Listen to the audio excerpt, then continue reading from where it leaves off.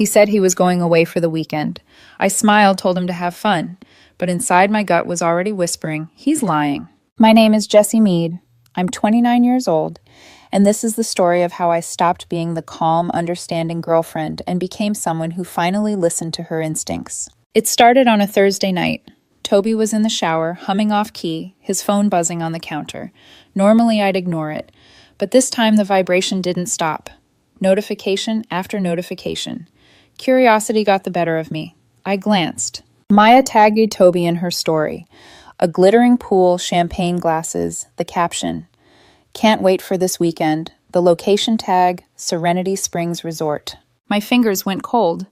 Serenity Springs wasn't some gym retreat, it was a romantic getaway. My sister had gone there for her honeymoon. Couples massages, candlelit dinners, infinity pools. And now Toby was going there, with Maya. When he stepped out of the shower towel around his waist, his voice casual, I asked, "Hey, what are you doing this weekend?" He barely looked up. "Oh, that fitness retreat I told you about. The one with the gym group." I nodded slowly. "Which friends are going?" "Just a few. Mark is canceled, so it's mostly me and Maya." He said it like it was nothing. Like Maya wasn't the woman he laughed with every morning on his phone. Like I hadn't seen her tag him in a resort photo 30 seconds earlier. I picked up my phone and opened the resort's website. Serenity Springs. Couples packages. Honeymoon suites. I turned the screen toward him. "This is a romantic resort, Toby." He frowned defensive instantly. "It's also a wellness resort, Jessie. Yoga meditation." "God, why do you always twist things?" I kept my voice even. "I'm not twisting anything. I just asked why you'd go there with her." He rolled his eyes, snatching his phone. "You know what? You need to stop being so controlling. I can do what I want." That sentence, that tone, like I was his mother, not his partner. "You're right," I said quietly. "You can." He stared at me, waiting for a fight, but I didn't give him one. He grabbed his gym bag and slammed the door to the guest room. That night I lay awake staring at the ceiling. I thought about all the times he'd called me crazy for asking questions, all the tiny lies, the smiles when he texted her during dinner, the sudden gym obsession. At 2 a.m., I got up for water. On the counter was his iPad, still unlocked. I shouldn't have looked, but I did. Messages filled the screen. 6 months worth. Maya. Can't wait for this weekend, Toby. Finally, some time alone, Maya. You better not back out. Toby. Never. Jessie's got no clue. There it was. Proof. Not just of cheating, but of mockery. Of the little jokes they shared about me behind my back. My hands trembled, but my mind was strangely still. No screaming, no sobbing, just a quiet hum in my chest. I scrolled further up. Photos from their training sessions, dinner selfies, comments like "our spot." The word "our" cut deeper than anything else. I sank to the kitchen floor, the glow of the iPad screen lighting my face. 6 months, half a year of lies, and me, the fool who paid half the bills, covered his car insurance, added him to my family phone plan, even paid for that damn gym membership where they met. Somewhere in that dark, sleepless moment, something inside me shifted. The heartbreak was still there, but beneath it, a quiet decision was forming. I wasn't going to beg. I wasn't going to scream. I wasn't going to warn him. He said he could do what he wanted. So could I. The next morning, the apartment felt like a stage after the actors had left. Toby was still asleep in the guest room. I stood at the doorway watching him, peaceful, unaware mouth, slightly open like a child's. For a brief second, I almost pitied him. Then I remembered Maya's voice note from the night before, "He's so sweet when he's with me." I turned away. By sunrise, I'd already made coffee and opened my laptop. I wasn't sure what I was doing yet, only that every click felt like oxygen returning to my lungs. First, I checked our shared checking account, $900. Of that, $3,000 was from my last 2 paychecks. I quietly transferred my share into my personal savings. Then the joint credit card. I called the bank. "There's been unauthorized use," I said. "We'll freeze the account immediately," Ms. Mead, the representative, replied. I smiled faintly. Ms. Mead. It sounded powerful again. Then I logged into the phone plan, removed his number. Insurance off the policy. Streaming accounts password changed. Gym membership canceled. I moved efficiently without emotion, like a surgeon removing a tumor. When Toby woke up and walked into the kitchen, rubbing his eyes, I handed him a mug. "Morning," I said softly. "Hey, you okay?" "Never better." He smiled, kissed my cheek, like nothing had happened, and went to pack his duffel. "I'll be gone till Sunday night," he said. "Don't wait up." I didn't plan to. The door closed. The silence that followed wasn't empty, it was liberating. I looked around at our apartment, our photos, our bed, our life. Then I opened a new document on my laptop and typed the title, Toby Belongings. And for the first time in months, I felt completely terrifyingly calm. He left at dawn. The sound of his suitcase wheels scraping against the hallway tile woke me before his voice did. "Bye, babe," he whispered from the doorway. "Love you." I didn't answer. I just listened to the door close and to the hollow silence that followed. From the window, I watched him walk to Maya's car, her little silver hatchback already idling trunk half open. She laughed at something he said touched his arm like she'd done it 1,000 times before. He leaned down, kissed her cheek.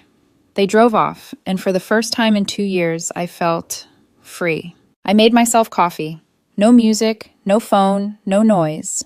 Just the faint hum of the refrigerator and the steady rhythm of my heartbeat.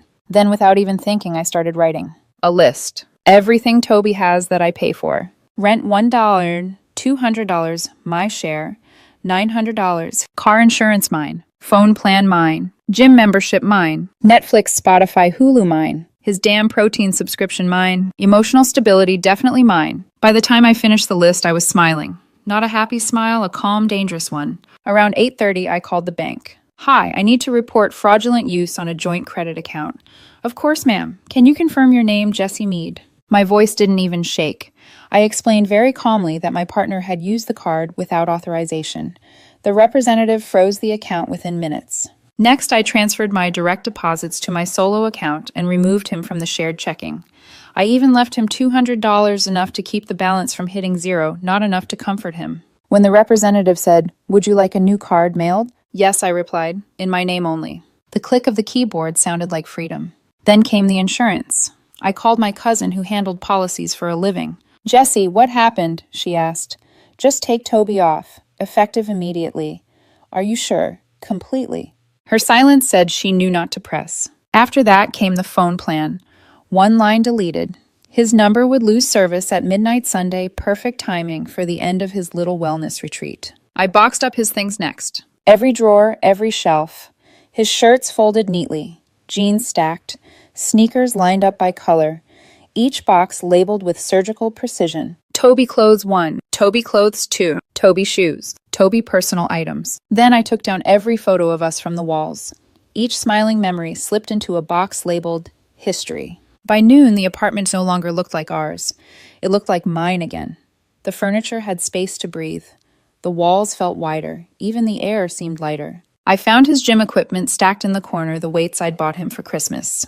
He always said they were an investment in our health. I laughed bitterly. Guess I'm taking that investment back. His smartwatch, his Bluetooth earbuds, even that ridiculous motivational poster he loved, Hustle Harder, all of it went into boxes. When I finished, I sat on the floor, surrounded by everything he'd left behind.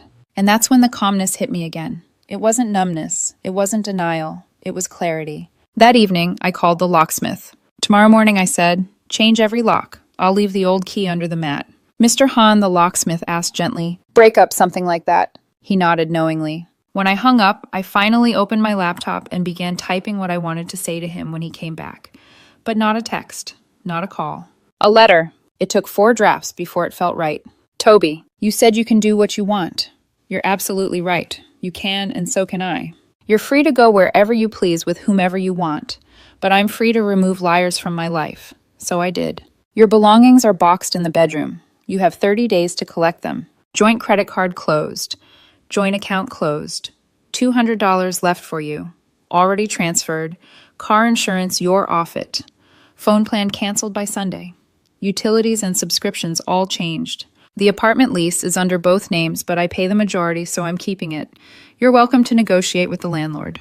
And about Maya saved the "it's not what it looks like" speech. It's exactly what it looks like. You said you can do what you want. So can I. I want peace. Don't contact me. Jesse. I placed the letter neatly on the kitchen counter right beside his spare key. Then I sat in the quiet, letting the words settle. Outside, the sun was setting soft orange light, spilling across the boxes that used to be us. It didn't feel like revenge. It felt like closure. That night, I slept soundly for the first time in weeks. Not because I stopped loving him, but because I finally started loving myself more. Saturday morning. Sunlight crept through the curtains, gentle and golden. I stood barefoot in the living room, holding a mug of coffee, staring at the space that used to feel small and crowded. Now, without Toby's things, it felt mine again. The faint scent of his cologne still lingered in the air, that expensive bottle I bought him for his birthday. I opened a window and let the breeze carry it out. I wasn't angry. I thought I would be. But anger burns too fast. What I felt was colder, steadier resolve. The locksmith arrived around 10 a.m. Mr. Hahn was an older man with soft eyes and a tool belt that jingled. "You sure about this, Miss Mead?" he asked gently as he examined the door. "Yes," I said. "Change everything." He nodded and got to work. Metal clicked, locks turned, and with each sound, a piece of the past detached from my life. When he finished, he handed me the new set of keys. "All done." "Thank you." He hesitated before leaving. "You know, sometimes letting go is the loudest way to speak." I smiled faintly. "That's exactly the point." After he left, I spent the next few hours cleaning, not because I needed to, but because it helped me breathe. I scrubbed the kitchen counters, vacuumed the carpet, even washed the throw blankets that still smelled like his aftershave. Each small act felt symbolic, like I was washing him off my life one layer at a time. By afternoon, I sat down with my laptop to finalize the last few things. Streaming passwords changed. Amazon account new password. Gym membership canceled. His access to my cloud drive removed. His line on my phone plan deactivated. Everything tied to him was gone, except the memories. Those would take longer to delete. That evening, I ran into Mrs. Kim, our building manager, in the hallway. She was watering her plants when she looked up and said, "Oh, I saw Toby leaving with that girl yesterday morning. Thought maybe you were traveling together." "No," I said softly. "He went on a trip without me." She frowned, her tone sympathetic. "He'll regret that. Men like that always do." I just smiled politely, but inside her words echoed not with hope, but with truth. Because by now I knew Toby would regret this, not because he lost me, but because he'd lose everything that came with me. That night I poured a glass of wine, dimmed the lights, and sat at my desk to reread the letter I'd left for him. It was still there, folded neatly beside his spare key. The words didn't sting anymore. They felt perfect, measured, calm, final. "You said you can do what you want. So can I." I whispered it aloud, testing the sound. It felt powerful in the air, like a spell breaking. Across town, I imagined Toby and Maya sitting by the pool at Serenity Springs, sipping champagne, maybe laughing about me. He probably thought I was home sulking or crying. He probably had no idea that in less than 48 hours, his entire life would be unrecognizable. He wouldn't be able to pay for dinner. His phone would stop working. His gym membership would vanish. His access to the apartment gone. And when he came back, the locks would refuse him entry. Not out of spite, but because he needed to understand something I had forgotten too long. Actions have consequences.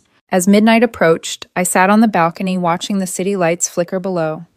My reflection shimmered faintly in the glass. I thought about the woman I used to be, the one who double-texted when he didn't answer, who apologized first, after every argument, who accepted "I'm just tired" as a reason for neglect. She was gone.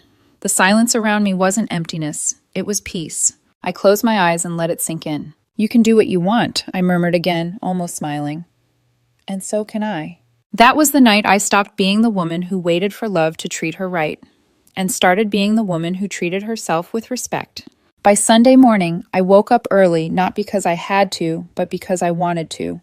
The air felt lighter. My reflection looked sharper. I brewed coffee, packed a small bag, and stepped outside. When I locked the door, I felt a sense of finality, like sealing a chapter shut. Toby would be back that night, but his key wouldn't work. His phone wouldn't connect. His comfort zone gone. I smiled faintly to myself as I walked down the stairs. This wasn't revenge. It was reclamation, and I was finally free enough to enjoy my own company. Sunday evening. The air was heavy and still, the kind of silence that feels like the world is holding its breath before a storm. I wasn't home when it happened. I didn't want to be, but I knew exactly what time he'd be back. Toby was the kind of man who stuck to schedules. He'd texted me every Sunday night after his retreats, before usually around 8 p.m., bragging about how refreshing the weekend had been. This time there'd be no text, just confusion, panic, and maybe regret. At 8:07 p.m., my phone buzzed. It wasn't Toby. It was Jess, my neighbor and close friend. "Jess, he's back." "Me already, Jess." "Yep, and guess who's with him?" "Me, Maya." "Jess, bingo." They're standing at the door. He's trying his key. I could almost picture it. Toby fumbling with the lock, confusion turning to frustration as the key refused to turn. Jess kept texting in real time. "Jess, He's trying again. Jess. Now he's cursing. Jess. Oh, he just kicked the door. Jess. Mrs. Kim came out with her dog. She told him the locks were changed yesterday. I imagined Mrs. Kim calm as ever watering her plants. She probably said it the same way she'd told me before.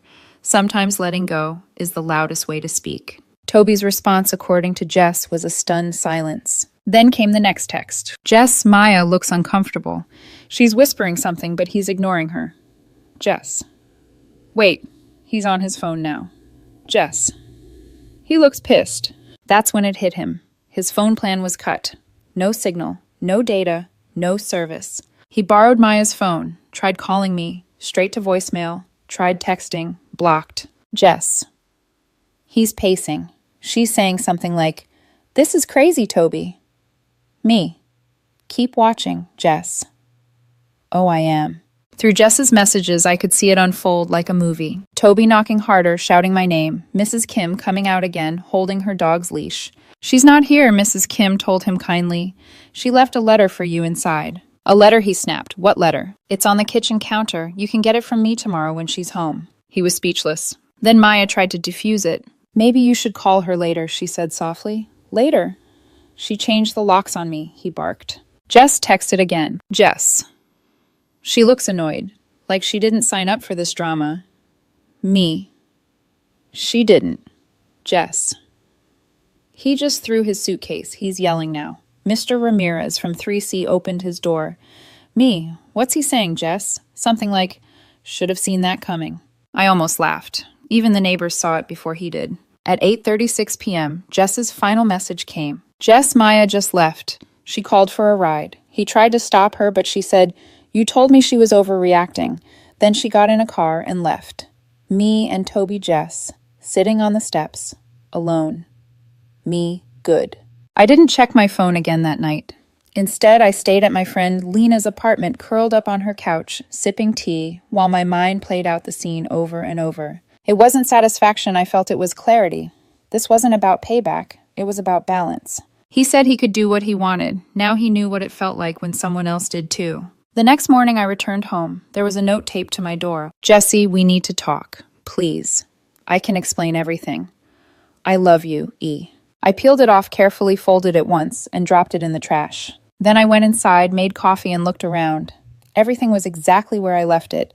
Peaceful, organized, quiet. It didn't feel empty. It felt clean. I picked up my phone and texted Jess. Me, thanks for keeping an eye out. Jess, anytime. He looked miserable. Me, good. Jess, you okay? Me, for the first time in a long time. Yeah, I'm okay. By noon, I got another text this time from an unknown number. "Please, Jesse, just 5 minutes. I can't eat, I can't sleep. You don't understand." I deleted it without replying. Because I did understand. Perfectly. He wanted control. He wanted comfort. He wanted forgiveness without accountability. But I was no longer the woman who gave that away for free. That night, I sat by the window, the city glowing below me. For the first time in years, I didn't check my phone before bed. Didn't wait for anyone's good night. Didn't crave anyone's validation. The quiet wasn't lonely anymore. It was mine. And in that silence, I finally slept deep, dreamless, and unafraid. The days that followed felt almost surreal. The kind of calm that comes after a storm. The sky still bruised the ground, still damp, but the air finally breathable again. I expected guilt to come crawling in, or maybe regret, but what surprised me most was how peaceful it felt to be done. By Tuesday, my inbox was flooded. Toby's name appeared again and again in new emails, new numbers, burner accounts. He was relentless. From toby.p@gmail.com. Subject: Please read this.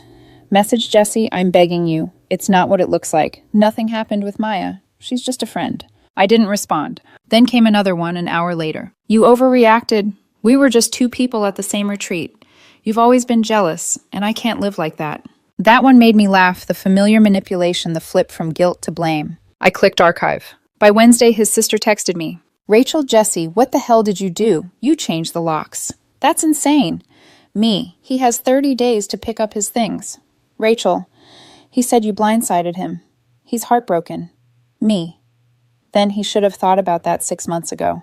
She never replied. But a few hours later, my group chat with mutual friends lit up. Chris. She found messages. He's been lying for months. Rachel. She snooped Chris. No. She discovered. Jess. If I caught someone cheating, I'd do worse. Rachel. She could have at least let him explain. Jess. Explain what his gym romance. I muted the chat. People always want to debate right and wrong when they're not the ones bleeding. That night, I found myself sitting at the kitchen table, staring at the boxes still stacked in the corner. All his things labeled and untouched. I wondered if he'd come for them. If he'd have the nerve to face me again. But deep down, I knew he wouldn't. Toby avoided discomfort like it was fire. He'd rather play victim than face the truth. On Thursday, I found a letter slipped under my door. His handwriting. I didn't open it right away. Just sat there staring at the envelope, feeling the faint tremor of my heartbeat in my fingertips. Eventually, curiosity won. Jesse, I know you hate me right now, but please understand, I never meant for it to go this far. Maya and I were just friends. It looked bad, I get it, but it wasn't what you think. I only went on that trip to clear my head. I've been stressed and I needed space. You didn't have to destroy everything. I feel like I've lost my entire life overnight. Can we please talk? There it was again, the word that made my stomach turn space. He wanted space, and I gave him exactly that infinite space. I folded the letter neatly and dropped it into the same trash can where his key had gone. Friday night, Jess stopped by with takeout. We sat on the couch eating noodles straight from the box, watching something forgettable on Netflix. She asked quietly, "Do you ever feel bad?" I thought about it for a moment. Sometimes I admitted, but not for him, for myself, for how much I tolerated before I finally woke up. Jess nodded slowly. You know, I think that's what healing really is, realizing your silence was worth more than their excuses. I smiled. She was right. 2 weeks later, Toby sent one final email. I'm moving my things out next week. Thank you for giving me time. I'm sorry for how it all ended. No manipulation, no begging, just resignation. I didn't reply. Didn't need to. The next Saturday, while I was out at brunch with friends, Jess texted, Jess. They're here. Him and his sister. They're loading boxes. He looks awful. Me. Let them take everything. Jess. He's crying. Me. Then maybe he's finally honest. By evening, when I returned home, the boxes were gone. All that was left was a single note on the counter. I'm sorry. I love you. Please reconsider. E. I tore it in half, then again, then again. When I threw it away, it felt like the final thread had snapped. That night, I took a long shower, washed my hair, and looked at myself in the mirror. No tears, no trembling, just me barefaced, exhausted, but finally whole. The apartment was quiet, but not empty. It was mine again. And for the first time, that was enough. 2 months later, the story of Toby felt like something that had happened to another person, another life. The woman I used to be. The one who checked his location, overthought every unread message, made excuses for why he'd just been busy. She was gone. Now, when people asked if I was seeing anyone, I smiled. Maybe I'd say, but mostly, I'm seeing myself clearly for the first time. His last attempt came one Thursday evening. An unknown number flashed across my phone. I knew before I even picked up.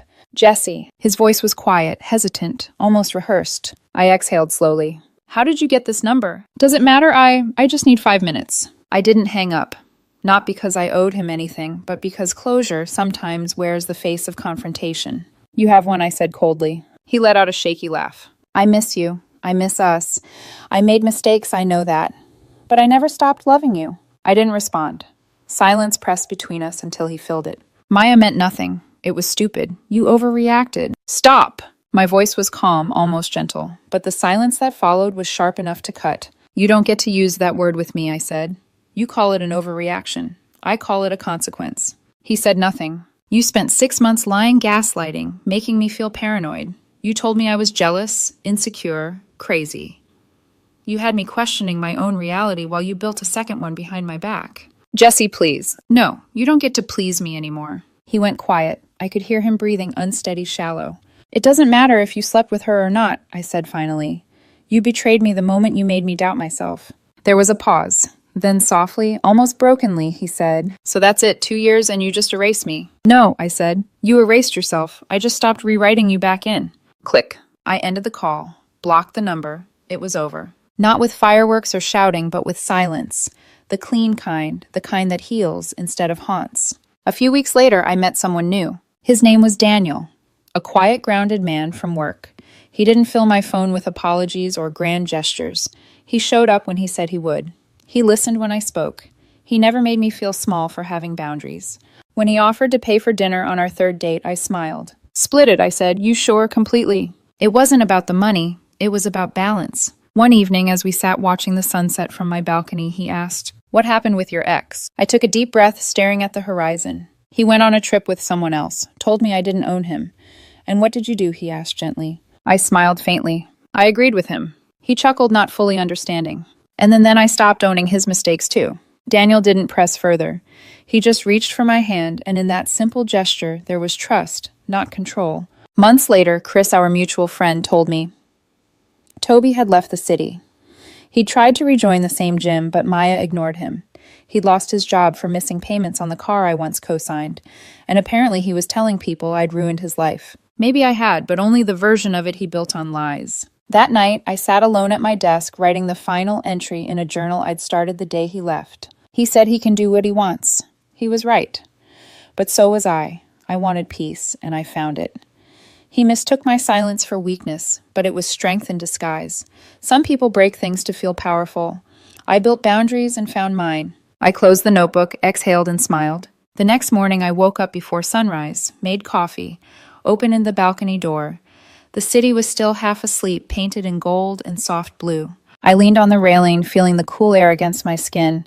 There was no ache in my chest, no ghost in the room, just peace. I whispered into the morning light, "You said you can do what you want." And I did. Then I smiled, not bitterly, not proudly, just quietly, because freedom, I'd learned, doesn't come with revenge. It comes when you finally stop explaining your worth.